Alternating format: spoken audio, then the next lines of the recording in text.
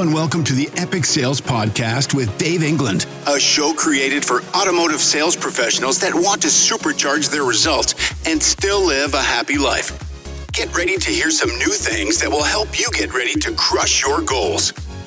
And now, here's your host, Dave Ingland. Hello and welcome to episode 4 of the Epic Sales Podcast. I'm your host, Dave Ingland. Did you ever imagine that you would hear someone tell you that following up could be detrimental to your sales? Right now, you must be thinking that this is the best news you've ever heard in your entire career, that following up could actually hurt your sales. I just want you to think about something. If you were to receive a phone call from somebody and they said, "Hey, my name's Dave. I just wanted to call and follow up with you," how would you feel? What would be your response to that? Would you be interested in hearing what they had to say? Or would you feel like, here's another person that's calling me, trying to sell me something, waste my time. I'm just completely not interested. Rather than hear anything personal or something that sounds like it's going to benefit them, they hear that you're going through some routine and you're just following up with them based on their information that they provided, probably online to you as an internet lead. How are they supposed to feel? And you have to understand that in order to stand out with everyone else that's going to be responding to the same lead that you received, you're going to need to do something that makes it much more personal, and you're going to have to make the customer feel like they're important. That's what's going to allow you to have the advantage over other people that are reaching out to the same prospect. So instead of calling someone and saying, "Hey, I'm just following up on your lead," or whatever it is that you would ordinarily say, when you pick up the phone to call your prospects, you have to have a goal in mind. And for me, the goal is always to be able to schedule an appointment. Many times we end up getting engaged in a conversation where we allow the customer to ask us questions. Do you have the car in stock? Do you have the color that I want? What's your best price? What's your lowest interest rate?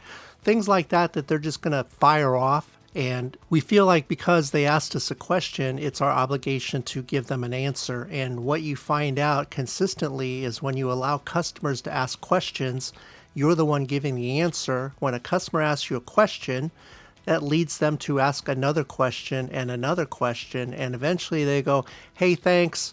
I got to think about it." And your conversation ends. And if at that point you start reflecting on why you made the phone call in the first place and try to figure out how you can get the customer to come see you, which usually is going to be based on a question of, have you driven the car? You need to come in and drive the car and make sure it's a good fit for you before we talk about price or something along those lines. It's too late. The customer's already moved on. They're just not interested anymore. So before you even pick up the phone, you just have to be prepared and understand what it is that you're going to do, keeping in mind that your goal must be to try to schedule an appointment with that prospect before you hang up the phone. The easiest thing to do is find a way to ask the customer questions, and it doesn't even necessarily have to start with the information you received, because probably 7 to 8 times out of 10, the information that the customer submitted isn't going to accurately reflect what they're looking for. If you think about it, how many times have you gotten a lead that you call on and it's for the base model of whatever a car that they're looking for? You're going to find that there's a default when someone goes to the manufacturer's website and they're interested in a car. Most of the times they're not going to select options and trim levels. They're just going to select the model and look for the lowest price. So when you follow up with them and say, "Hey, I'm just following up on your request for information. I see that you're looking for this car." Again, 7 or 8 out of 10 times, most likely, the information that you're going to provide the customer isn't even correct. So when I call a prospect, I don't say, "Hey, I'm following up." I call and introduce myself. "Hi, my name's Dave. I have some information that you're interested in a vehicle. Do you mind if I ask you a few questions?" Typically, that sets the tone because I've asked the customer if I can ask them some questions, and they've acknowledged and gave me permission to ask questions when they say, "Go ahead." The other common mistake that salespeople make is when they call, the first thing out of their mouth is, "Hi, my name's Dave. Is this a good time to talk?" And typically the answer is always going to be, "No, it's not."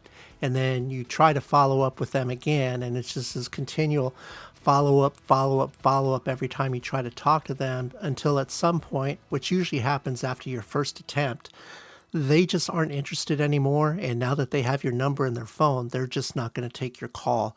So getting an appointment is going to be very difficult, if not impossible, when you set yourself up to do that. Just like when a customer comes into the showroom, you want to sit them down at your desk before you get started and do a needs assessment, because you understand that you shouldn't try to assist the customer with what they want. You should be there to help assist them with what it is that fits their needs, because that's the best chance you're going to have of making a sale that day. So when you're on the phone, it's basically the same thing. Try to figure out a way to incorporate a needs assessment into your conversation, but do the best you can at the very beginning to make it personal. And when I say personal, understand this too, which is another mistake that's made commonly. You pick up the phone and you go, "Hey, how you doing? My name's Dave, blah, blah, blah, blah, blah." And you just continue to start talking before you even give the customer a chance to answer your first question, which was, "How are you doing?" For me, I've just learned that I don't ask the question, "How are you doing?" because that's the same question that 99.9% of salespeople are going to open with. And I'd say probably at least 70 to maybe 80% of those people that open with "How are you doing?" they typically don't pause and wait for an answer from the customer.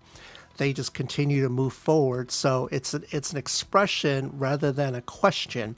And rather than get caught up in that, because I've actually used that in the past and had customers tell me, "Well, I'm having a really bad day," and they go on to explain why they're having a bad day, it doesn't lead to furthering the conversation and trying to do something productive in helping them meet their needs. So if that's what you want to do and spend a bunch of time on the phone hearing about whether somebody's day went good or bad and hoping that that leads into an opportunity for you to ask them for an appointment to come see you, that's your choice. But it's not very effective, and it's definitely not very productive. Don't lead with, you just need to come in and take a test drive and see the car, and they tell you that they've already test driven somewhere else and they just want the best price, and you explain how vehicles are different, each car is different.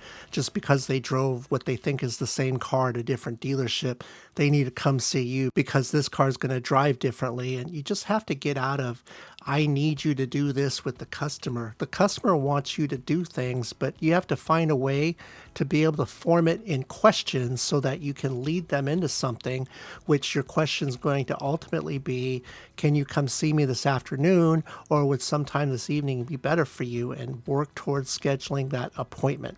So make sure that when you're asking the customer if they've driven the car already, which is a reasonable question to ask, that once they say no, you immediately go to trying to get them to come see you for a test drive, when in their mind, all they want is the best price. So you get into this battle where the customer feels like you're not giving them what they're wanting and what they're expecting when they submitted a lead online. So you've got to try to find a way to just use that to continue the conversation. So if I were to ask somebody if they've driven the car before and they say no, the next question for me is, "What do you drive right now? And are you looking to replace that vehicle?" And if they say yes, they want to replace it, then I'm going to ask them why. Why is it that that car is not meeting your needs any longer? And what is it that's causing you to look for something new to replace that car? And that's probably the most valuable question I can ask, because now the customer is basically telling me what they need, and it's up to me to figure out whether I can find a vehicle that's in inventory that fits that need, which then leads me to be able to reasonably ask the customer to come see the car, and they should reasonably just say, "Yes, I'll come see the car," based on that. But we feel like customers owe us something because they reached out to us online and we took the time to call them, and that's following up, which just doesn't work. So change your mindset and understand that questions are very, very important. And not just questions, but asking the right questions and making sure that when you're asking questions, they're leading you to a goal, but at the same time realize that it has to sound sincere. So I would encourage you to just stop using the word follow up or following up whenever you make those phone calls, to make sure that you don't say "how you doing" and then just lead into whatever it is pitch that you're going to use without waiting for a response from the customer. Because again, the first impression that they're getting from you happens to be on the phone. When they hear that you're not interested in how they're doing, but you ask, it just sets them off and they just start thinking that you really don't care about them. And if you don't care about them, what is it that's going to motivate them to want to come in and see you and do business with you? So unfortunately, the message isn't stop following up. The message is to make sure that you're not acting as if you're following up, or worse, telling the customer that you're following up. Try to be a lot more consultative. Make sure that you're in a position to ask questions and listen to what it is that prospect's telling you, because they're going to express to you what their needs are, and then you find out whether you're able to find something that works for them. Once you're able to do that, I assure you that you're going to spend a lot less time on the phone and that you're going to get a lot better results, which ultimately will lead to appointments and having customers come in with the right expectation, knowing that you have something that fits their needs and they're able to go home in a car.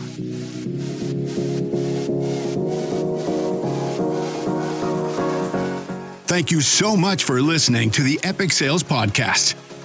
We invite you to be part of the nationwide community of automotive sales professionals that we are building over at daveengland.com, where we also host a blog and have the show's merch available for sale. Thanks again for listening, and make sure to subscribe. And now, go crush your goals.